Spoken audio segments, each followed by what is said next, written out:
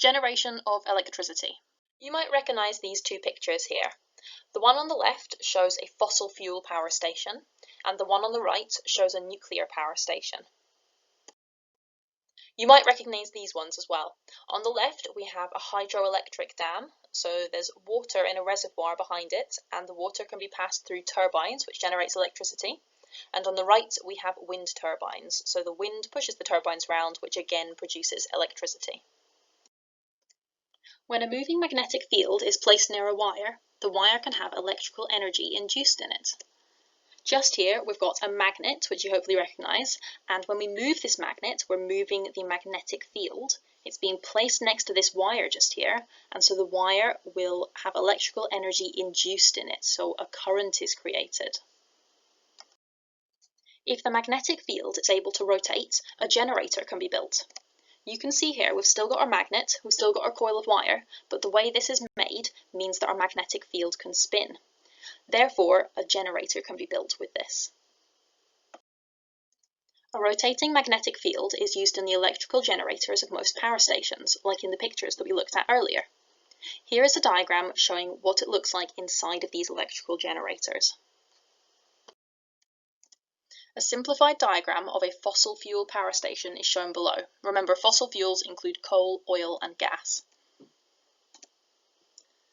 We have coal going in, which is being burned, and this creates heat, which boils some water. Then the water turns into steam, which turns the turbine. The turbine is connected via a drive shaft to the generator, and then the generator outputs electricity into the national grid. In this case, a turbine is used to turn the drive shaft to create a rotating magnetic field inside the generator.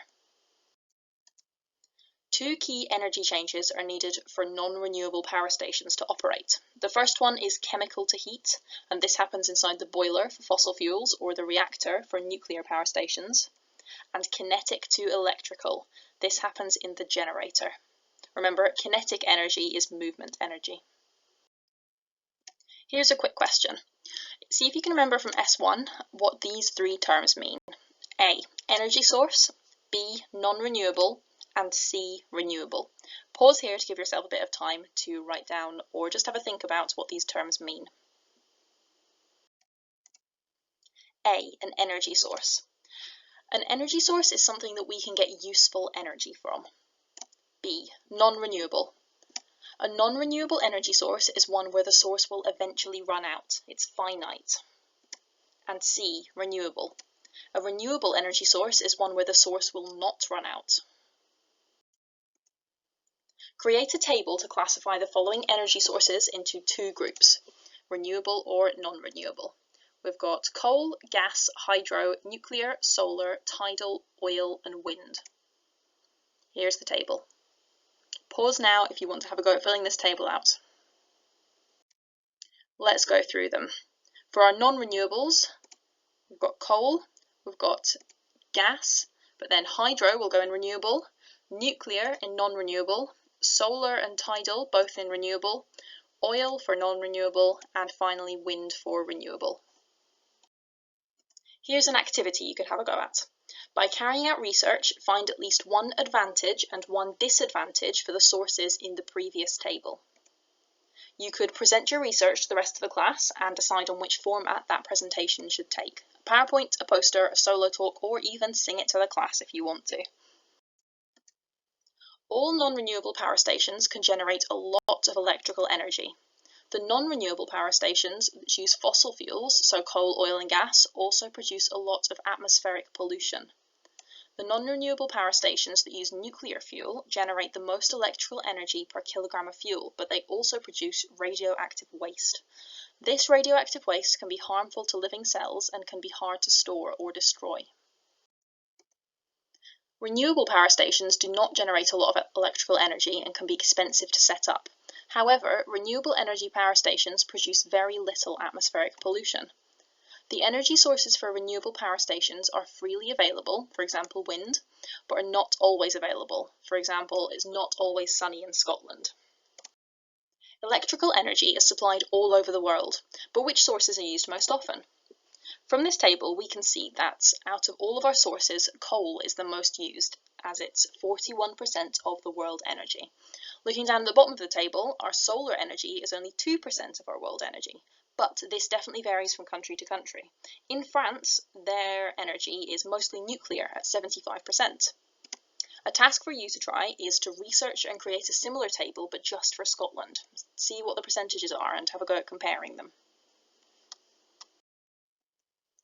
Efficiency of energy supply is very difficult to measure.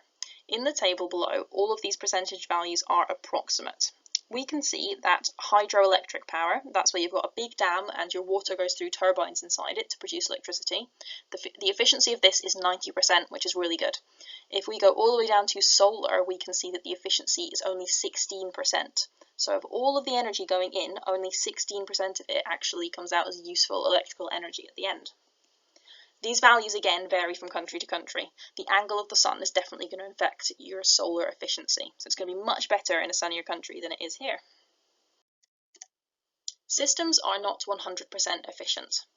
The energy that gets put into a system does not all become useful output energy, but it's easier to measure the efficiency of individual parts of the system. Microwaves are not 100% efficient. Pause here to see if you can think of why they're not 100% efficient. Not all of the energy is becoming useful energy. So in this case, energy is lost when converting the electricity into microwaves.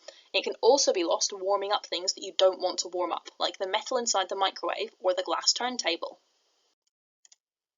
A filament lamp is not 100% efficient either. You can pause here to see if you can think of why. Again, not all of the energy is becoming useful energy. In this case, a lot of the energy is lost as heat. This is why filament lamps are not as common now. LED lights can be used instead, and they can produce the same amount of light whilst using less energy because it's not being wasted as heat. Power stations and electricity transmission are not 100% efficient, but it's easier to find out about the efficiency of individual parts of the whole process rather than thinking about it all at once. I would like you to pause and explain why each of the following may not be 100% efficient. A boiler, B, the turbine, C, the generator, and D, the overhead cables. A, boiler. If boilers are not insulated very well, they can lose heat to their surroundings instead of where it's meant to be going. B, turbine. When the blades of the turbine go around, some energy is wasted as heat and sound through friction. C, generator. Again, rotational friction inside the generator causes energy to be lost as heat and sound. And finally, D, overhead cables. Overhead cables have electricity running through them, and remembering back to the start of this topic, we call this current. Therefore, they have resistance, which is opposition to the current.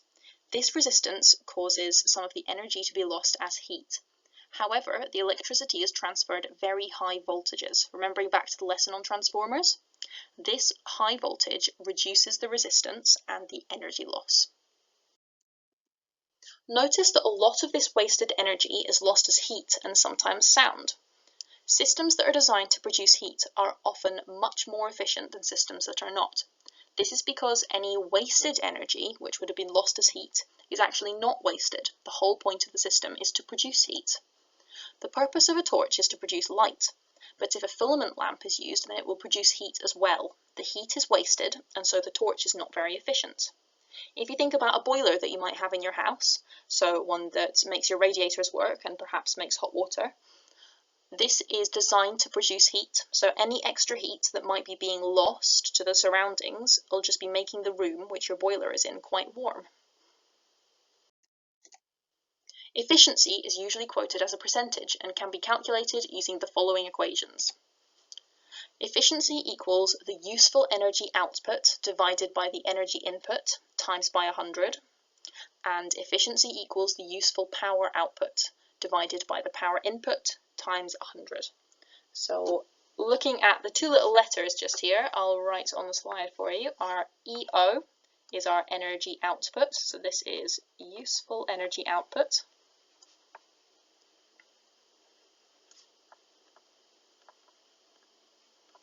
And the E with a little I subscript is energy input, so the I stands for input.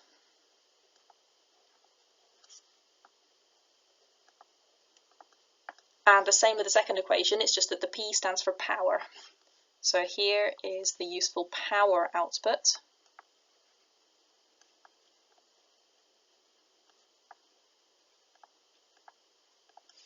And here is the power input.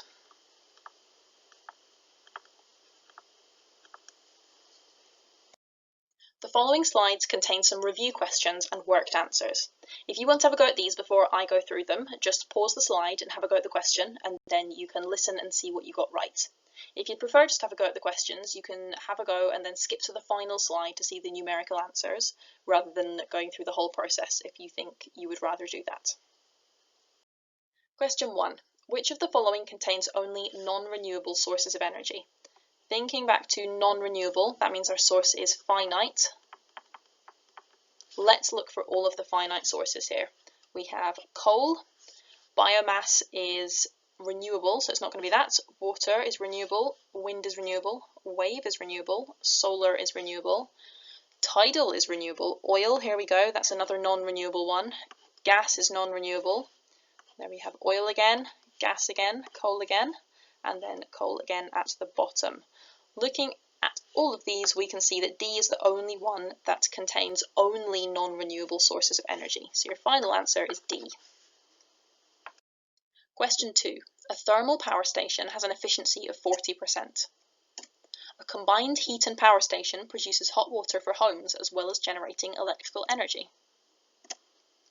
Part A. State the percentage of waste heat energy from the thermal power station. B.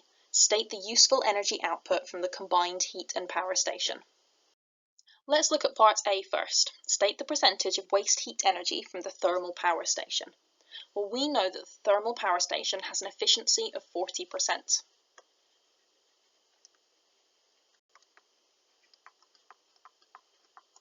And from our picture, we can see that the waste heat energy is the only other energy being outputted. So our total is always 100%.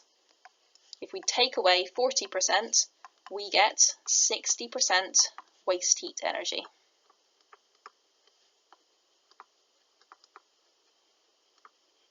And that's our final answer. Part B. State the useful energy output from the combined heat and power station. So the useful energy output, looking at our little picture, we've got 50% useful heat energy and 30% electrical energy. We also have a 20% waste heat energy. If we want to state all of the useful energy, we want to add together our heat energy, but specifically the useful one, not the waste, so the useful heat energy, and the electrical energy, because that's useful as well.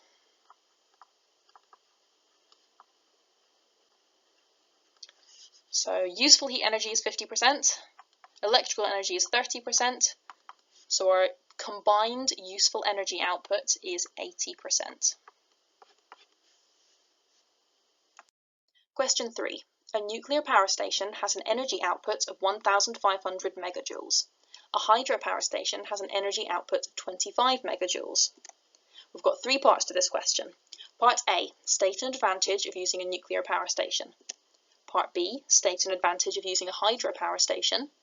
And part C, calculate the number of hydropower stations needed to generate the same value of energy as one nuclear power station. Let's look at part A first. State an advantage of using a nuclear power station.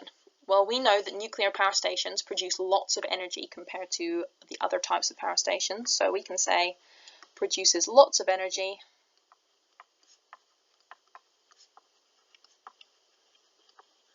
compared to hydropower.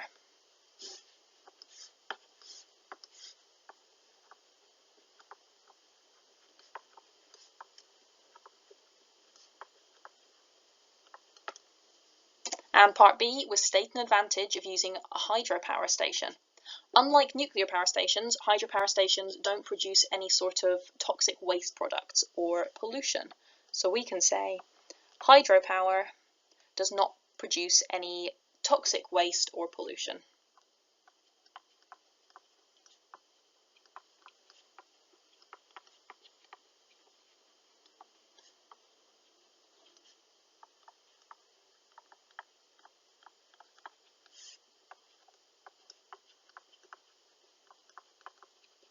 And for pollution, we specifically mean harmful gases there, like carbon dioxide.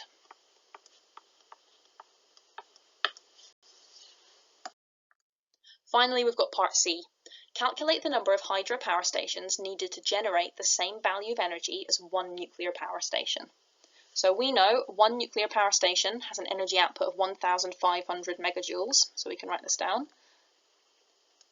Nuclear is 1,500, remember mega is a capital M, joules is a capital J, and hydro, we can see, has an energy output of 25 megajoules.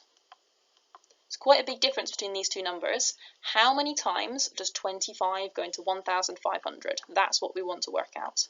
1,500 divided by 25, easy enough to put into your calculator, we get 60. So you have to have 60 hydropower stations to give the same energy output as one nuclear power station. So 60 hydropower stations.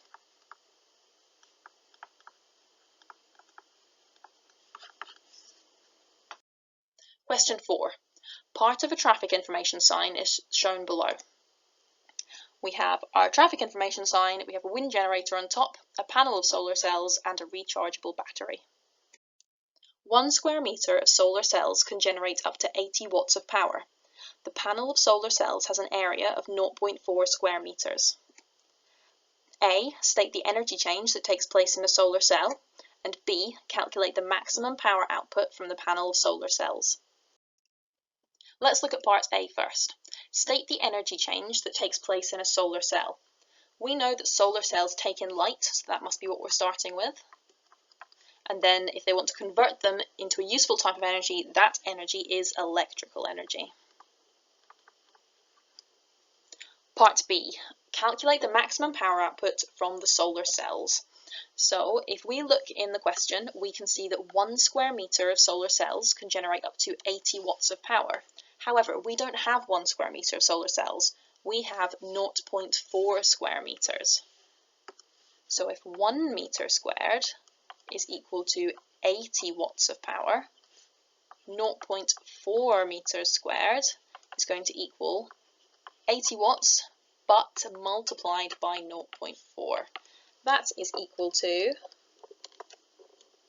32. And remember in your units, 32 watts, that's what we measure power in. So just 80 multiplied by 0.4 is 32 watts. The table below shows the power output of the wind generator at different speeds. Part C, state the power output when the wind speed is 6 meters per second.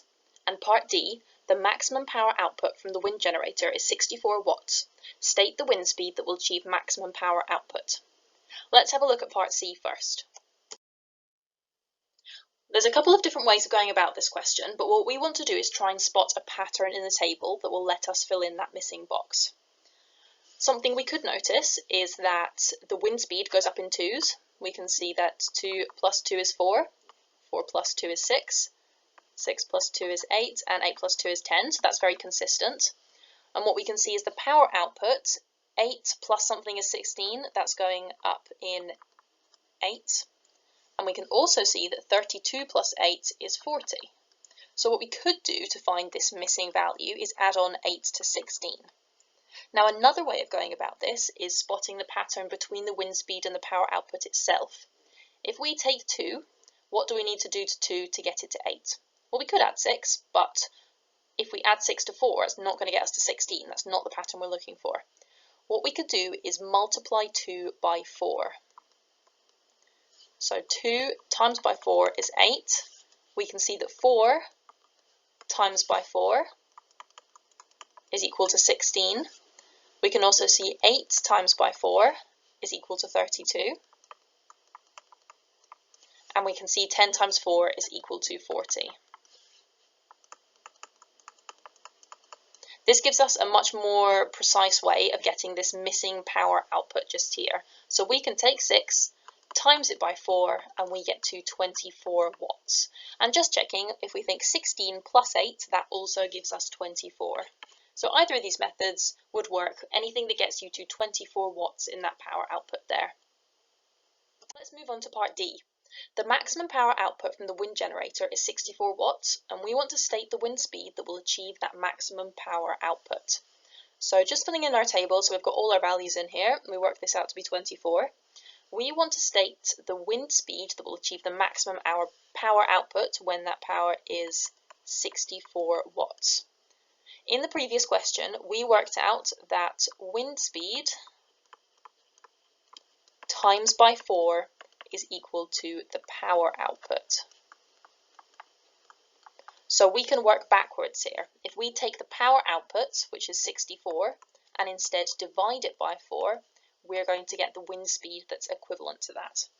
So 64 divided by 4 is going to give us an answer of 16. And always remember your units, this is 16 meters per second.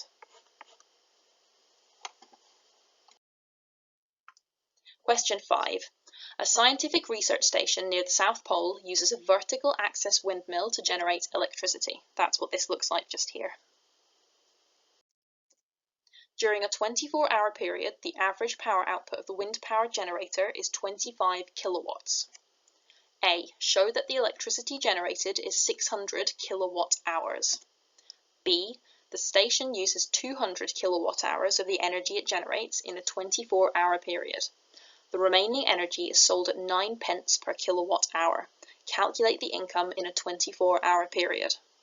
Let's try part A first. Show that the electricity generated is 600 kilowatt hours. Well, let's have a little look at our question.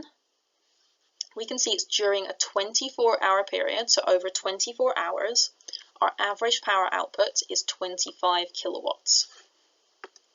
We want to show that the electricity generated is 600 kilowatt hours.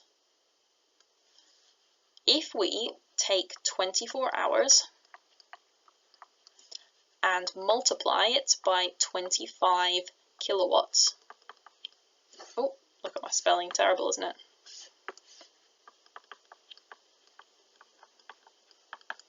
That's 24 times 25. That gives us 600. And to get our units, we're looking at hours and kilowatts. So we can say kilowatt hours there. As simple as that, 24 times 25. Let's have a little look at part B first. So the station uses 200 kilowatt hours of the energy it generates, and the remaining energy is sold. We know that initially they have 600 kilowatt hours of energy, and if they're using up 200, we can take that away, and we're left with the remaining energy, which is 400 kilowatt hours. They sell it for 9 pence per kilowatt hour. If we've got 400 kilowatt hours at 9 pence each, all we need to do is 400 times 9. 400 times 9 is equal to 3,600. And the 9 was in pence, so this is going to be in pence as well. If we want to write that as in pounds and pence, we can say it is 36 pounds and 0 pence, because all we did there was divide it by 100. So they make 36 pounds every day. Here are the answers to all the questions we have just looked at if you wanted to try them by yourself rather than going through them with me.